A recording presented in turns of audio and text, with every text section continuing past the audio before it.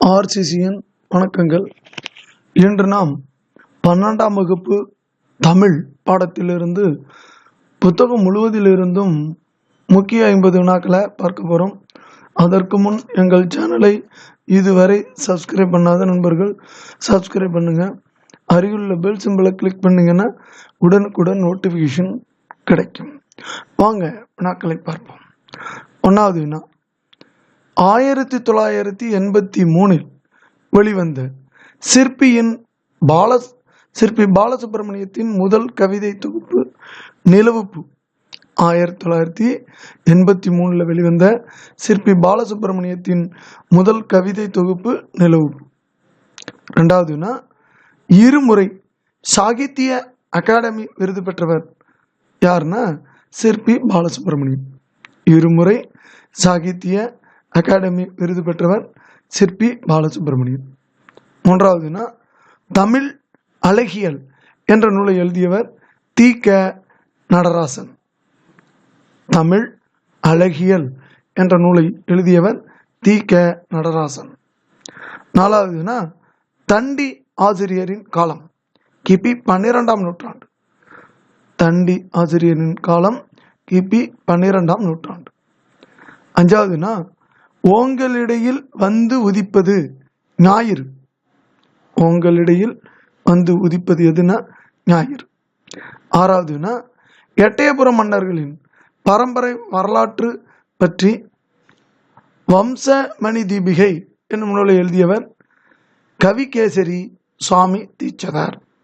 எட்டயபுரம் மன்னர்களின் பரம்பரை வரலாற்று பற்றி வம்சமணி தீபிகை என்னும் நூலை எழுதியவர் யாருன்னா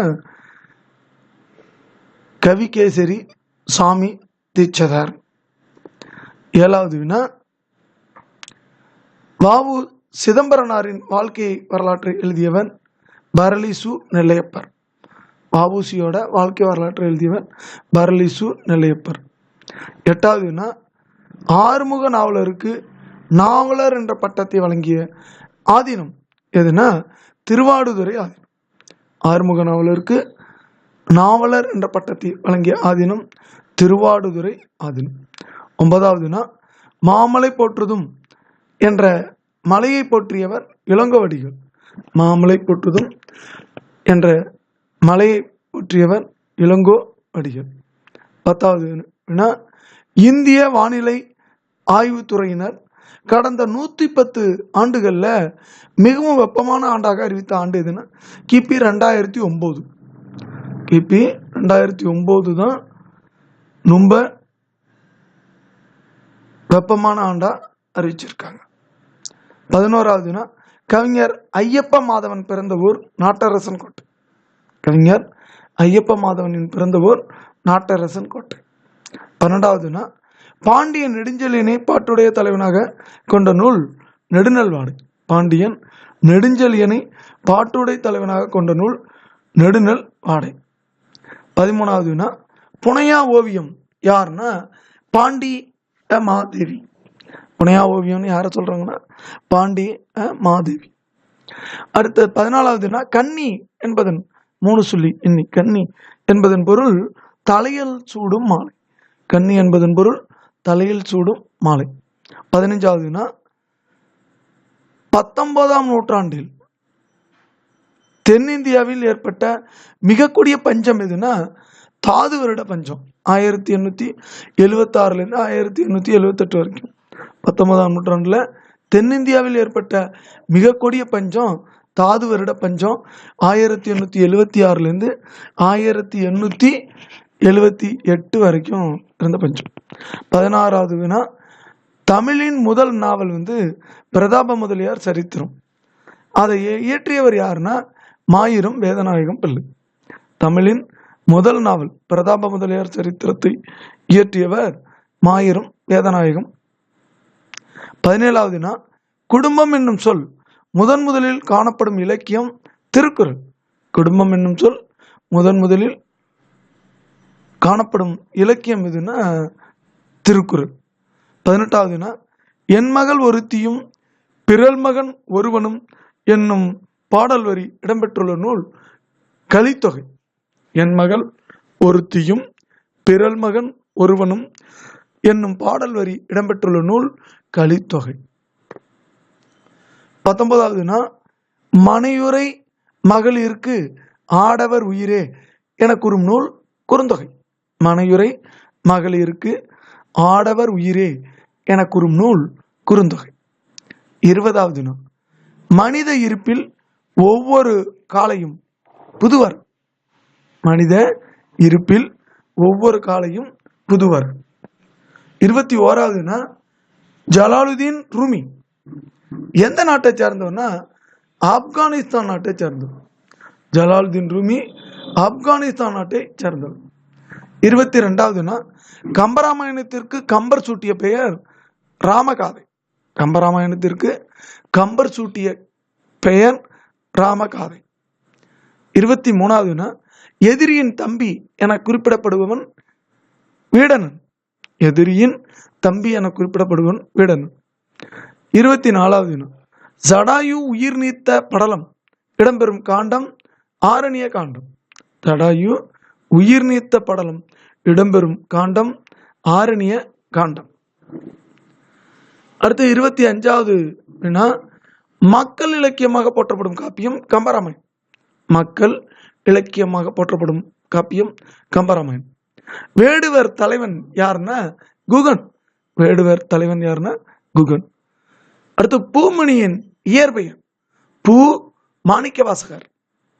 பூமணியோட இயற்பெயர் பூ மாணிக்க வாசகர். 28வது 2014 சாகித்ய அகாடமி விருது பெற்ற பூமணியின் புதினம் அஞ்ஞாடி. 2014 சாகித்ய அகாடமி விருது பெற்ற பூமணியோட புதினம் அஞ்ஞாடி. 29வது களவழி 40 என்ற நூலை தழுவி பரிதிமாற் கலைஞர் எழுதிய நூல் மானவிஜி. களவழி 40 என்ற நூலை தழுவி பரிதிமாற் கலைஞர் எழுதிய நூல் மானவிஜி. 30வது திருக்குறளை முதலில் பதிப்பித்து தஞ்சையில் வெளியிட்டவர் ஞானப்பிரகாசர். திருக்குறளை முதலில் பதிப்பித்து தஞ்சையில் வெளியிட்டவர் ஞானப்பிரகாசர். அடுத்து 31வது திருக்குறளில் ஒலிப்பியலில் உள்ள அதிகாரங்கள் 13.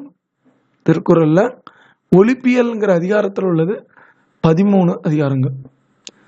32வது திருக்குறள்ல பொருட்பாலில் உள்ள அதிகாரங்கள் எத்தனைன்னா 70. திருக்குறளில் பொருட்பாலில் உள்ள அதிகாரங்கள் 70. 33வது உவேசாவின் இயற்பெயர் தமிழ் தாத்தா. தமிழ் தாத்தா யாருன்னா உவே சாமிநாத ஐயர். 34வது மௌன குருவிடம் கல்வி பயின்றவர் மா ராசமாணிக்கனார். மௌன குருவிடம் கல்வி பயின்றவர் யாருன்னா மா ராசமாணிக்கனார். 35வது எட்டயபுரம் திண்ணை பள்ளிக்கூடத்தில் படித்தவர் நாவலர் சோமசுந்தர பாரதியார். எட்டயபுரம் திண்ணை பள்ளிக்கூடத்தில் படித்தவர் நாவலர் சோமசுந்தர பாரதியார். 36வது ஓதர் பிரிவு பற்றி கூறும் இலக்கண நூல் தொல்காப்பியம். ஓதர் பிரிவு பற்றி கூறும் இலக்கண நூல் தொல்காப்பியம். 37வது ஓமை கவிஞர் என்று சிறப்பிக்கப்படுபவர் ராசகோபால என்ற சுரதா. ஓமை கவிஞர்னா சுரதா, அவரோட உண்மையான பேரு ராசகோபால். 38வது பாவேந்தர் பாரதிதாசனின் தலைமாணக்கர் சுரதா. பாவேந்தர் பாரதிதாசனின் தலைமாணக்கர் சுரதா. 39வது தாவோ தே ஜிங் என்ற சீன மெய்யியல் நூலை தமிழில் மொழிபெயர்த்தவர் சி மணி. தாவோ தே ஜிங் என்ற சீன மெய்யியல் நூலை மொழிபெயர்த்தவர் யாருன்னா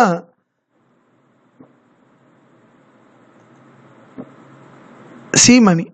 40வது ஔவையாரின் பாடலுக்கு பரிசில் தராமல் காலம் நீடித்தவர் யார்? அதியமான். ஔவையாரோட பாடலுக்கு பரிசில் தராமல் காலம் நீடித்தவர் அதியமான். 41வது ஞானசாகரம் என்ற இதழை நடத்தியவர் மறைமலை அடிகள். ஞானசாகரம் என்ற இதழை நடத்தியவர் யாருன்னா மறைமலை அடிகள். 42வது இந்தியாவின் முதல் பொது நூலகம் கன்னிமாரா நூலகம். இந்தியாவோட முதல் பொது நூலகம் கன்னிமாரா நூலகம்.